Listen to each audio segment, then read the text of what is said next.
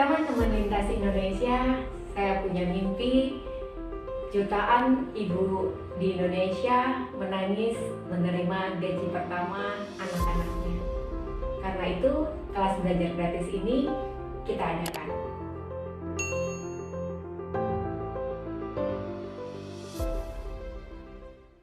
Halo, Assalamualaikum, selamat siang teman-teman lintas Indonesia, apa kabar? Hari ini kita akan coba bahas sama-sama apa sih yang biasanya ditanyakan oleh teman-teman job seeker sebelumnya ketika ada kelas interview. Nah, yang paling banyak itu ditanyakan tentang gimana sih Kak cara nyebutkan kamu mau minta gaji berapa. Nah, kalau kami fresh graduate gimana Kak gajinya berapa? Terus kalau kita experience seperti apa? Bisa nggak sih kita minta nego gaji yang lebih besar? Oke, jadi gini konsepnya. Kalau misalnya teman-teman tidak bisa dapat gambaran ya, misalnya standar perusahaan gaji itu berapa, mungkin teman-teman bisa agak diplomatis menyebutkan bahwa saya percaya perusahaan sebesar ini punya standar penggajian yang bagus untuk fresh graduate seperti saya. Saya akan ikuti standar perusahaan. Nah, atau misalnya kalau harus sebutkan rank, teman-teman mungkin bisa nyebutkan di atas UMR ranknya sekian sampai sekian, disebutin angkanya.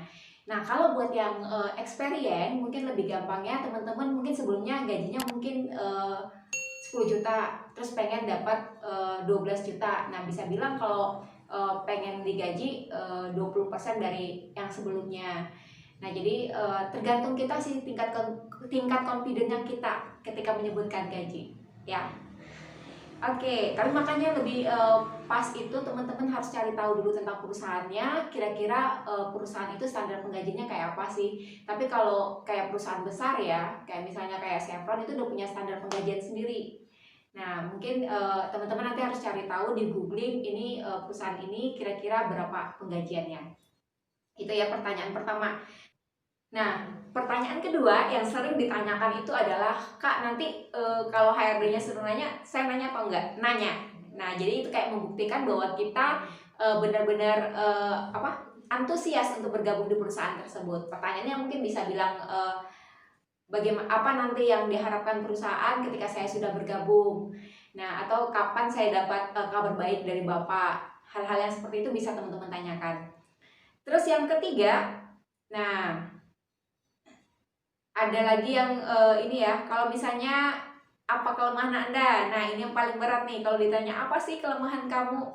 Nah, teman-teman nanti yang pengen punya tips interview yang pernah Kaska buat bisa komen ya. Nanti Kaska kirimkan tips interviewnya. Jadi biasanya ada 13 pertanyaan yang ditanyakan. Nah, salah satunya itu adalah apa kelemahan Anda di poin nomor 6. Nah, tipsnya jelaskan kelemahan Anda, tapi jangan yang fatal-fatal banget.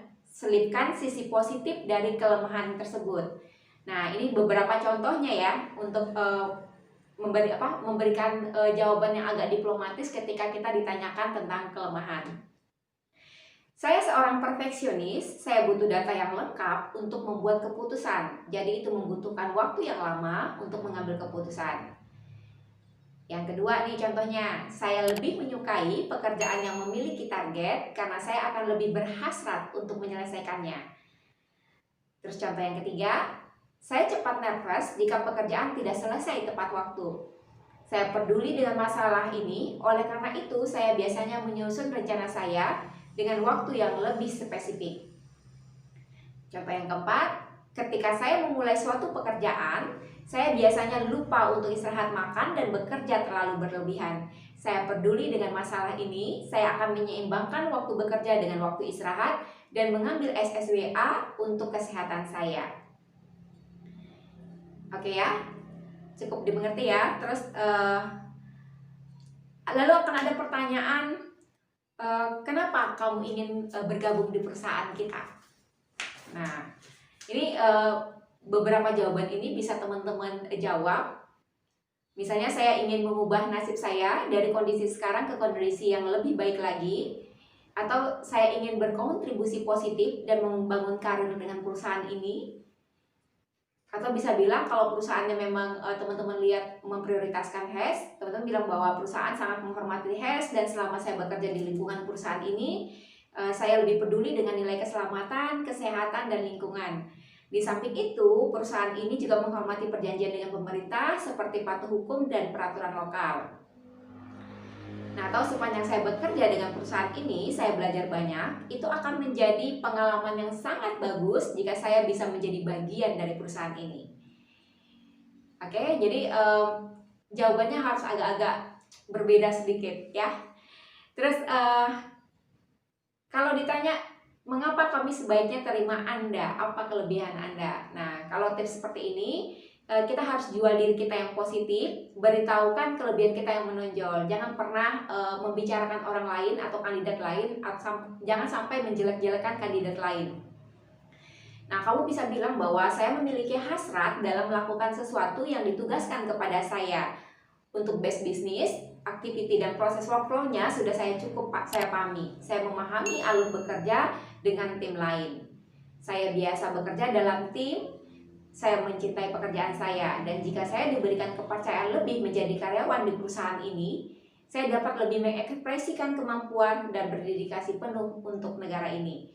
Saya sangat bersemangat meningkatkan kemampuan dan pengalaman yang sudah saya miliki, sehingga akhirnya saya bisa memberikan kontribusi yang positif untuk perusahaan ini.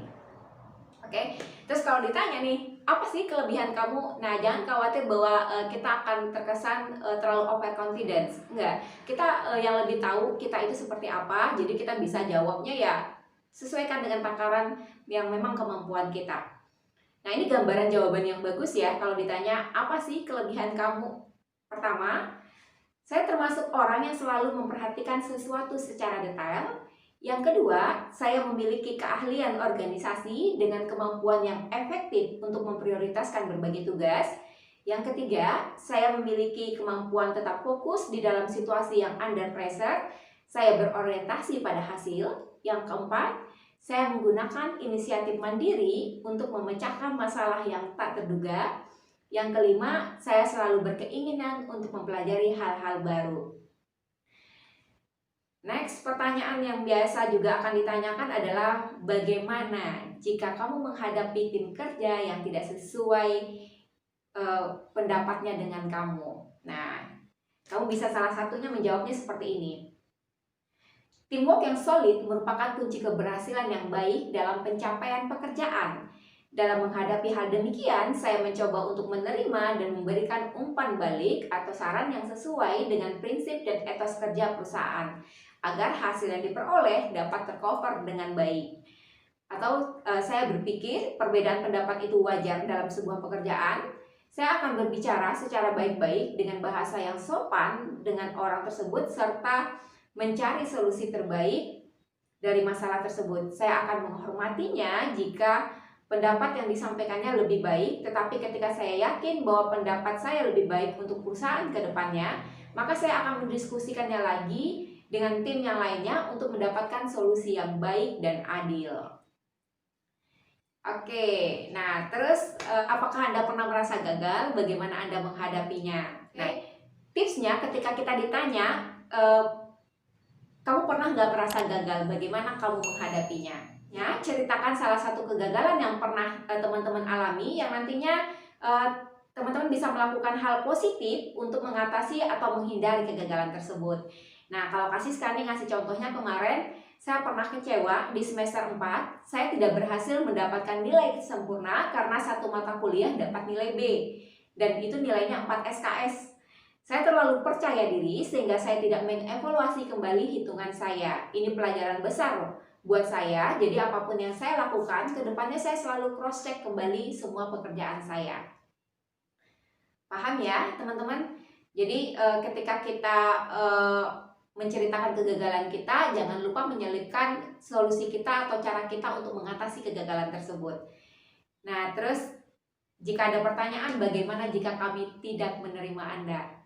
Nah, ini hanya sebuah pengandaian. Jika tidak diterima, menjawabnya harus tetap optimis. Baiklah, sebenarnya saya merupakan orang yang sangat optimis, sehingga saya selalu berpikir jika saya melakukan yang terbaik, saya akan mendapatkan pekerjaan. Tetapi jika hal buruk terjadi, katakanlah saya tidak diterima di perusahaan ini, Kemudian saya akan berpikir bahwa orang lain mungkin lebih baik dari saya. Mereka berhak untuk mendapatkan posisi ini. Mungkin ada beberapa poin yang harus saya tingkatkan. Mungkin saya akan mencoba melamar pekerjaan lain yang sesuai dengan pendidikan dan keahlian saya, atau saya akan melanjutkan pendidikan ke yang lebih tinggi. Nah, terus kalau ditanyakan di mana Anda melihat dirimu 5 tahun mendatang? Oke, teman-teman ingat ketika ditanya oleh HRD ataupun manajer, biasakan mengucapkan terima kasih Pak untuk pertanyaannya, saya akan coba menjawab. Seperti itu ya. Oke, ketika kita ditanya di mana kamu akan melihat dirimu di 5 tahun mendatang, tipsnya jangan jawab tidak tahu. Kita harus punya impian 5 tahun ke depan itu seperti apa. Kamu bisa jawab seperti ini. Saya memperkirakan untuk tetap ada di perusahaan ini, dalam 5 tahun saya akan membuat perubahan yang positif. Saya akan melakukan yang terbaik dan memberikan performance kerja yang bagus. Di tahun pertama, saya akan menunjukkan bahwa saya adalah orang yang tepat untuk posisi ini. Saya akan menggunakan semua keahlian organisasi saya untuk meningkatkan pencapaian pekerjaan, sehingga saya dapat membangun kerjasama yang baik. Saya yakin bahwa teamwork yang baik merupakan aturan yang penting untuk pencapaian memimpin yang bagus. Sebagai bagian dari tim, saya akan memberikan nilai dan selanjutnya tumbuh bersama perusahaan. Rencana jangka panjang saya, sebagian tergantung bagaimana perusahaan ini berkembang. Rencana saya untuk pindah ke posisi yang memiliki responsibility di mana saya dapat memimpin sebuah tim.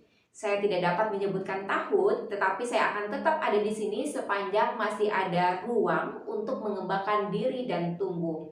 Dan bersama-sama saya dan perusahaan memberikan kontribusi satu sama lain untuk pencapaian yang lebih baik. Oke, pertanyaan yang terakhir nih. Apakah Anda bersedia ditempatkan kemana saja?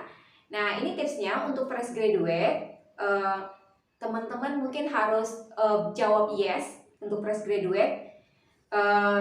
Tapi kalau memang ada pertimbangan yang benar-benar misalnya orang tua sakit dan teman-teman tidak bisa pindah dari kota itu, teman-teman bisa bilang bahwa saya akan mempertimbangkannya, tetapi saya lebih menyukai jika saya ditempatkan di sini atau di kota ini. Oke ya. Nah, jadi teman-teman itu gambaran yang biasanya apa aja yang ditanyakan ketika proses interview. Yang perlu teman-teman ingat adalah teman-teman harus siap menjawab, dan menjawabnya kalau bisa jangan terlalu detail juga. Jadi kayak jangan malah memancing pertanyaan baru. Jadi teman-teman harus bisa menjawabnya, apa yang ditanya itu yang dijawab. Gampang ya. Nah, jangan lupa ketika sesi terakhir interview ini yang agak sering lupa ya, kita mengucapkan terima kasih. Oke, terima kasih Bapak Ibu untuk kesempatannya. Semoga saya segera mendapatkan berita baik dari Bapak dan Ibu. Terima kasih. So, teman-teman Indonesia, ayo belajar bersama-sama di kelas belajar gratis Brosis Happy. Silakan join di grup WA kita di CV Kerenku dan Cerdas Saat Interview. Link deskripsi grup WA ada di